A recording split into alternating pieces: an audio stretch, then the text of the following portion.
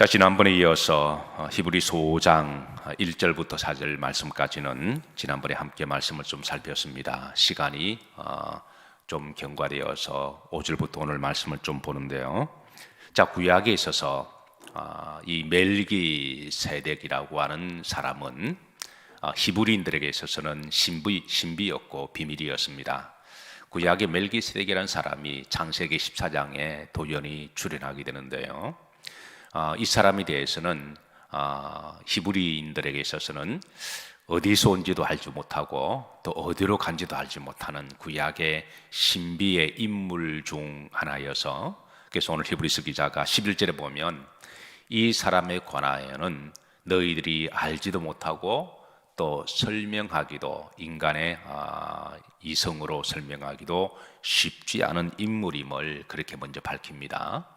자, 그런데 이 멜기세덱에 대한 신비가 이제 오늘 예수 그리스도를 통하여 그 신비가 완전히 벗겨졌음을 히브리서 기자가 알려주는데요. 그래서 이 5장, 6장, 7장 무려 이 3장의 멜기세덱에 대한 신비와 비밀을 이제 벗겨주게 됩니다. 자, 이 5절 말씀을 한번 다 같이 한번 놔두겠습니다. 또한 이와 같이 그리스도께서 대제사장 되심도 스스로 영광을 취하심이 아니요 오직 말씀하시니가 그에게 이르시되 너는 내 아들이니 내가 오늘 너를 낳았다 하셨고 그랬습니다.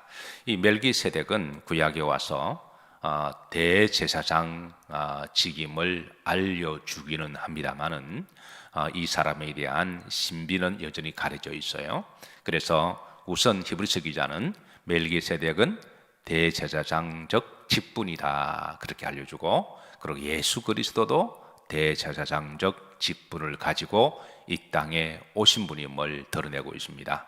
이 멜기세덱이라는 말은 두 단어 합성 용어인데요. 이 멜기라는 말은 멜렉이라는 말이죠. 멜렉은 하나 왕이라고 하는 의미가 있습니다. 왕 멜렉이라고 하는 왕이라는 의미가 있고, 이 세덱은 체데크라는 말의 합성입니다.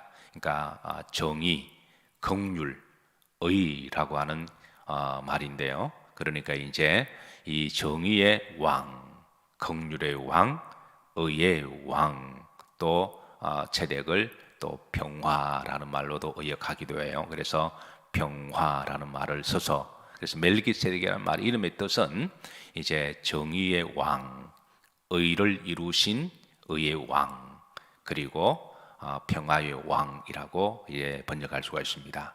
그래서 히브리서 기자는 구약에 뜬금없이 갑자기 그 출처도 알 수 없고 또 근원도 알 수 없는, 또 어디서 왔는지 어디로 갔는지 알지 못하는 이 신비의 인물 멜기세덱에 관하여 구약 히브리인들이 그 인물의 굉장히 신비를 가지고 어려운 사람임을 이제 기억한 바, 히브리서 기자는 이 멜기세덱에 대한 신비를 풀어주는데, 궁극적으로 이 멜기세덱은 앞으로 오실 대제사장 대신 의를 완전히 이루시고 우리의 죄를 대속하실 예수 그리스도의 모형이다, 그림자다. 그래서 멜기세덱의 반차를 이어러 오신 이제 예수 그리스도의 대제사장 직분을 지금 정언해서 풀어주고 있습니다. 자, 5절 말씀 중반절에 보시면, 자, 후렴절에 너는 내 아들이니 내가 오늘 너를 낳았다 하셨고, 이 말씀은 시편 2편 7절의 예언적 성취를 이루는 말씀인데요. 자, 시편 2편 7절 다 같이 보십시다. 내가 여호와의 명령을 전하노라. 여호와께서 내게 이르시되 너는 내 아들이라 오늘 내가 너를 낳았도다. 이 말씀은 앞으로 오실 성자 되신 하나님의 아들로서 육신의 몸을 입고 오실 인자 되신 하나님에 대한 예언적 말씀이 바로 예수 그리스도의 성취의 말씀으로 전하고 있습니다. 그리고 6절에 보시면 또 다른 데서 말씀하시되, 구약의 또 다른 데서의 메시아의 예언적 말씀이 중반절에 보시면 합독합니다. 내가 영원히 멜기세덱의 반차를 따르는 제사장이라 하셨으니 그랬습니다. 이 말씀은 시편 110편 4절의 예언적 말씀의 송치 사건인데요. 자, 다 같이 한번 시편 말씀 봅니다. 여호와는 맹세하고 변하지 아니하시리라 이르시기를 너는 멜기세덱의 서열을 따라 영원한 제사장이라 하시도다. 즉 하나님께서 맹세하시기를 때가 되면 내가 이 메시아를 보낼 것인데 바로 그가 멜기세덱 대제사장의 반차를 따라 행할 것이다. 대제사장은 한마디로 말하면 죄를 사하는 직분을 이야기를 하죠. 그래서 앞으로 오실 메시아는 인류의 모든 죄를 사하는 멜기세덱의 반차를 영원히 이어가실 바로 그런 이제 분이심을 예언을 하고 있습니다. 자, 그래서 7절에 알아보면 예수 그리스도의 두 가지 성품 중에 인성을 먼저 다시 한번 풀어주고, 그리고 이제 그 다음에는 신성을 9절에 이제 풀어주고 있습니다. 7절 보십시다. 그는 어디에 계실 때에? 육체에 계실 때에. 육체는 예수 그리스도의 인성을 말씀하고 있습니다. 대제사장적 직분을 구약의 멜기세덱의 반차를 따라 오신 메시아는 이제 먼저 첫 번째 인성을 가지신 메시아다. 그래서 육체에 계실 때에 자기를 죽음에서 능히 구원하실 이에게 목과 심한 통곡과 눈물로 간구와 소원을 올렸고, 그가 심한 통곡과 눈물과 간구는 바로 이 인간들의 인성의 모습을 드러나는 거죠. 우리도 아프고 힘들면 우리가 그 아픔의 고통 때문에 많이 울기도 하고 통곡하기도 하고 애절하기도 합니다. 그리고 하나님 앞에 기도하기도 합니다. 그런데 이 인성의 모습은 예수 그리스도께서 그대로 가지고 계셔서 우리에게 드러나고 있는데요. 자, 그런데 예수 그리스도의 인성의 모습은 우리와 인간의 그런 모습에 똑같은 모습이시지만 그분은 죄가 없으시고, 그리고 우리 인간들의 그 기도와 눈물을 하나님이 이해하시고 충분히 동정하시는 그리스도이심을 드러내고 계십니다. 그래서 우리도 인생을 살아가다 보면 참 때로는 이별의 아픔과 죽음의 고통으로, 또 질병과 여러 가지 문제 때문에 아파하고 또 심장 뛰고 눈물 흘리는 것들을 주님이 인간으로 오셔서 인성의 모습으로 다 경험하셨기 때문에 그런 성도의 그 눈물을 긍휼히 여겨주시고 심히 동정하시는 예수 그리스도이심을 이제 말씀해주고 계십니다. 자, 그리고 8절입니다. 합독합니다. 그가 아들이면서도 받으신 고난으로 순종함을 배워서 그랬습니다. 아들이면서도 인성의 예수 그리스도의 모습을 드러내고 있습니다. 그래서 이 땅에 계실 때에 그런 하나님으로부터 철저하게 고난을 순종함으로써 인간의 모든 아픔과 그런 고통을 온몸으로 다 받아들이고 그 고난 앞에 철저하게 순종하신 그런 믿음의 본을 보여주셨습니다. 후렴절에 무엇으로 순종함을 배워서? 고난으로 순종함을 배워서. 여러분, 우리가 때로는 믿음 생활하다 보면 고난을 당합니다. 근데 어떤 분들은 고난을 당하면 빨리 이 고난이 지나가게 해달라고 기도하거나 나에게 고난이 없게 해달라거나, 그렇게 우리가 심정적으로 우리가 기도하는 것은 충분히 이해가 됩니다. 고난이 없게 하거나 고난이 빨리 지나가게 하거나 충분히 이해가 되지만, 그런데 여러분, 인생 중에 고난이 없는 인생이 있을까요? 고난 없는 인생은 한 사람도 없을 것입니다. 그런데 성숙한 믿음은 고난도 하나님의 뜻으로 받아들이고 고난 가운데도 하나님의 뜻이 있음을 받아들이고, 그 고난을 무조건 없이 하거나 고난이 빨리 지나가게 하거나 고난을 통해서 내가 원망하고 불평하고 하나님께 시험 드는 게 아니라, 그 고난도 하나님 뜻이 있음을 믿고 하나님이 정해진 그 어느 기간 동안에 고난도 그대로 순종함으로 받아들이는 것도, 그것도 여러분 성도의 자세고 믿음인 줄로 믿으시기를 주의 이름으로 축복합니다.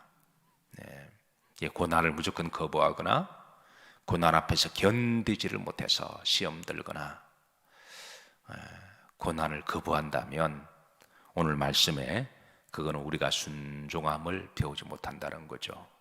대부분의 믿음의 성장과 성숙은 고난을 통해서 우리가 성장하고 성숙하는 것이기에, 그래서 주님께서도 그 고난을 온몸으로 받아들이고 십자가를 그 잔을 마시면서 그걸 순종하듯이 여러분 험악한 나그네 인생을 살아가다 보면 예상치 못한 어려움도 당하고 고통의 눈물도 흘리지만 때로는 그것을 온몸으로 받아내시고 순종함으로 이기시기를 주의 이름으로 축복합니다.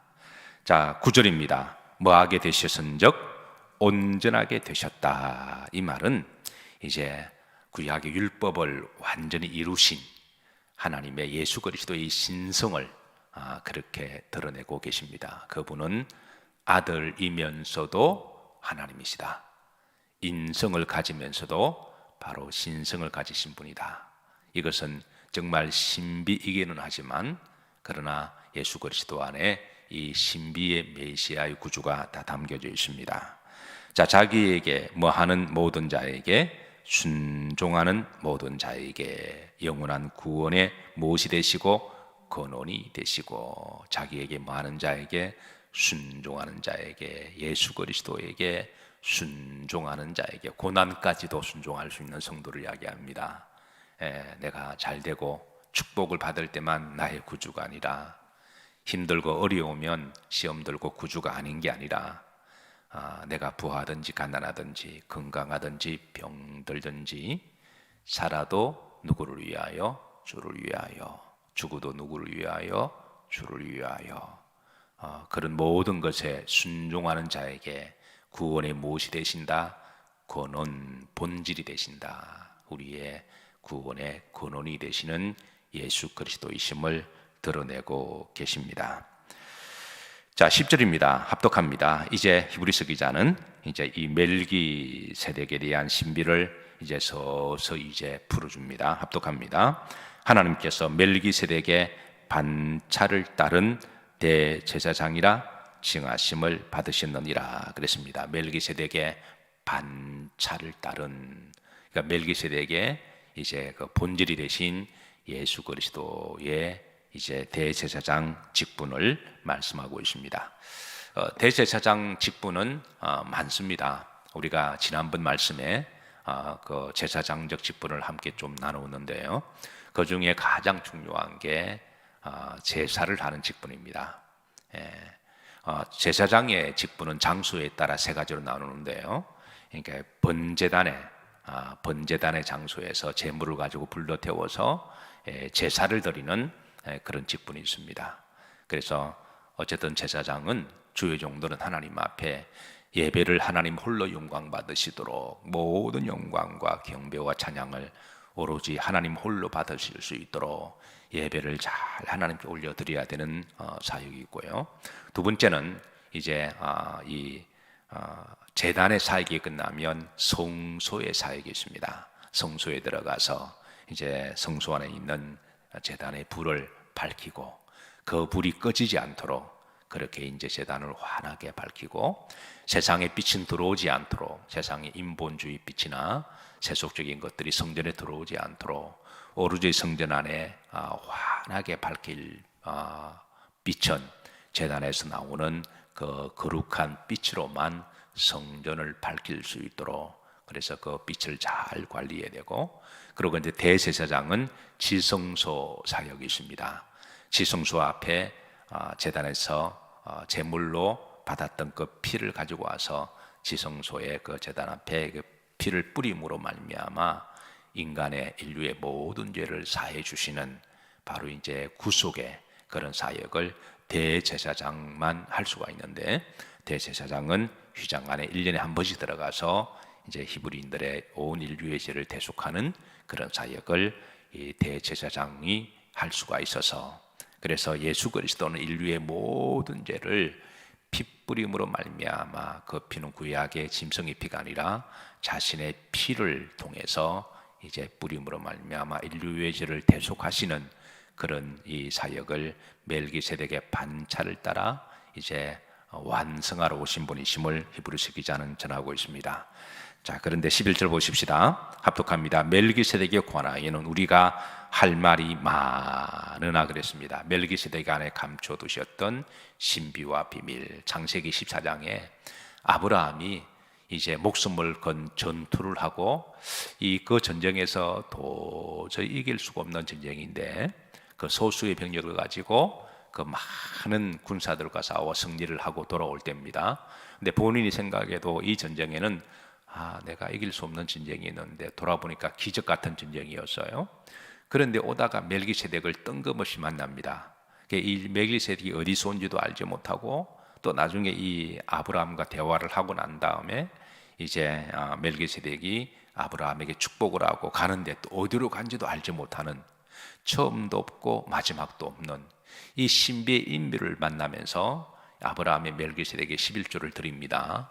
그리고 이 멜기세덱 통하여 하나님이 이 전쟁에 승리하게 하셨다, 여기에 대한 깨달음만 받았지 이 멜기세덱의 권한은 알지 못해서 그냥 그 신비로 남겨두어서, 그래서 오늘 이런 히브리적 배경을 가지고 이 멜기세덱의 권하에는 우리가 할 말이 많으나 너희가 듣는 것이 마음으로 두나무로 뭐하기 어려우니라, 설명하기 어려우니라. 그래 히브리인들에게 있어서는 이 멜기세덱이 신비의 인물이고 비밀의 인물이었습니다. 아주 신비하기는 한데 이 본체가 누구신지 알지 못했던 구약의 이 인물에 대해서 이제 히브리서 기자는 이 신비가 그리스도께서 오심으로 말미암아 하나님의 베일을 완전히 벗겨주셨다라고 하는 지금 이 비밀을 말하고 있습니다. 그럼에도 불구하고 구약의 히브리인들은 아직까지 이 멜기세덱에 대해서 잘 알지 못함을, 영적으로 그만큼 이게 닫혀 있음을 이야기를 하고 있는 것이죠. 12절입니다. 때가 못 되었으므로 오래되었으므로 그랬습니다. 오래되었다. 이미 멜기세덱은 창세기 때 사람이니까 계속 오래되었고, 자 그래서 너희가 마땅히 무엇이 되었을 터인데 선생이 되었을 터인데, 그래서 이미 주님이 오셨고 주님이 멜기세덱의 반차를 사역을 다 풀어주셨는데 이제는 너희들이 알만할 때가 되었는데 그런데도 모른다라고 하는 이 안타까움을 이야기하고 있습니다. 왜 우리가 신앙생활을 처음 할 때는 성경이 모든 것이 다 어렵고 낯설고 비밀이지만, 근데 신앙생활 어느 정도 하다 보면 그 신비와 비밀이 하나씩 풀어지고 열리고 깨닫고 받는 은혜가 있고, 그리고 믿음과 신앙과 인격이, 영성이 성장하는 게 그게 자연적인 성장의 과정이잖아요. 그런데 신앙생활을 몇십 년을 해도 성경을 잘 모르고 또 신앙의 인격이나 영성도 성숙하지 아니하고 세상 사람들과 비슷하면 이거는 안타까운 것이고 곤란한 것이죠. 교회에서는 믿음 생활을 오래 연수가 깊은데 밖에 나가면 세상 사람들과 거의 다를 바가 없어요. 이렇게 되면 하나님이 보실 때 이건 참 곤란한 것이다. 이건 참 안타까운 일입니다. 마땅히 선생이 되었을 터인데, 선생은 남에게 본이 되는 사람이고 또 남을 잘 가르치고 인도하는 사람이잖아요. 근데 여전히 어린아이 모습으로 그렇게 남아있다면 그건 참으로 안타까운 일임을 그렇게 알려주고 있습니다. 자, 그래서 너희가 다시 하나님의 말씀에 어디에 대하여? 초보에 대하여 누구에게서 가르침을 받아야 할 처지니 그랬습니다. 단단한 음식은 못 먹고 젖이나 먹어야 할 처지가 되었도다. 그래서 그냥 젖이나 이렇게 부드러운 것, 신앙생활을 오랫동안 했음에도 불구하고 그래서 이제 무조건 하나님의 축복만, 그리고 무조건 그냥 은혜만, 내가 사랑만 받고 이런 데만 머물러 있으면 신앙의 초보라고 하는 것이죠. 말씀도 아주 그냥 기초적인 것만 알고, 그런데 신앙생활 좀 오래 하면 성경에 있는 좀 어려운 말씀도, 좀 신비의 말씀도, 또 구약의 그런 말씀도 하나씩 하나씩 깨달아가면서, 그리고 내 삶의 신앙과 인격과 영성도 그렇게 점점 성숙해 가서 신앙의 신부를 보여서, 그리고 다른 사람들에게 본이 되고, 그리고 때로는 축복도 하나님 은혜지만 고난도 하나님의 은혜다. 사는 것도 하나님의 뜻이고 죽는 것도 하나님의 은혜다. 이거를 이렇게 이제 두루두루 잘 자신의 신앙과 인격에 성숙되어서 남에게 본이 되고 선생처럼, 그리고 남을 잘 또 이렇게 위로하고 또 이렇게 믿음으로 세워주고, 그리고 또 잘 가르쳐서 이런 신앙의 선생이 되어야 할 것임을 그렇게 알려주고 있습니다. 자, 그리고 14절입니다. 13절 합독합니다. 이는 젖을 먹는 자마다 어린 아이니 의의 말씀을 뭐하지 못한 자요, 경험하지 못한 자요. 그래서 신앙생활을 꽤 오래 한 사람들이 성경을 볼 때마다 하나님 말씀을 깨닫지 못하는 것들이 많이 있다면 그건 아직까지 신앙적 초보임을 그렇게 알려주고 있는 것이죠.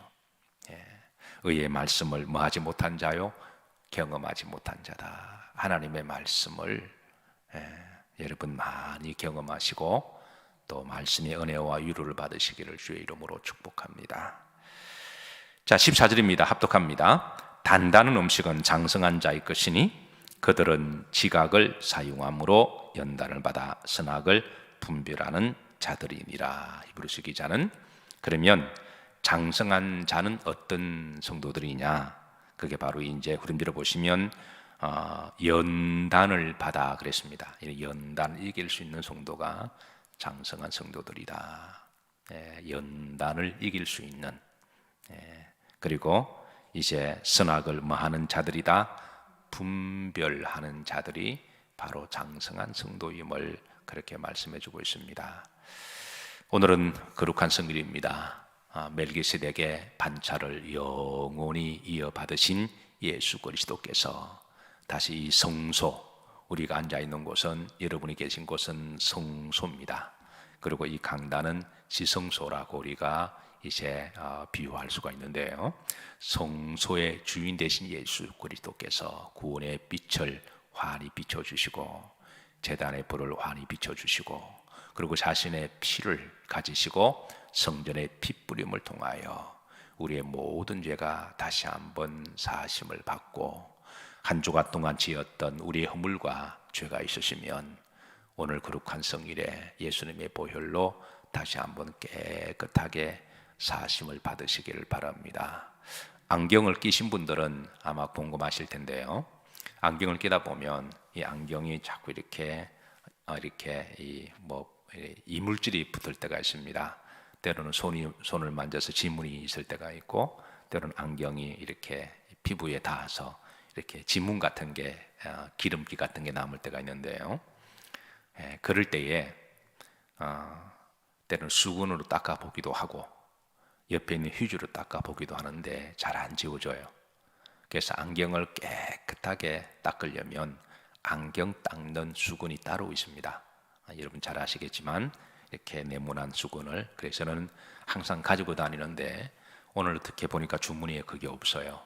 그래서 이 안경에 좀 이물질이 묻어 있어서 재단에서 이렇게 엎드려서 안경을 좀 닦으려고 잘 안 지워져요.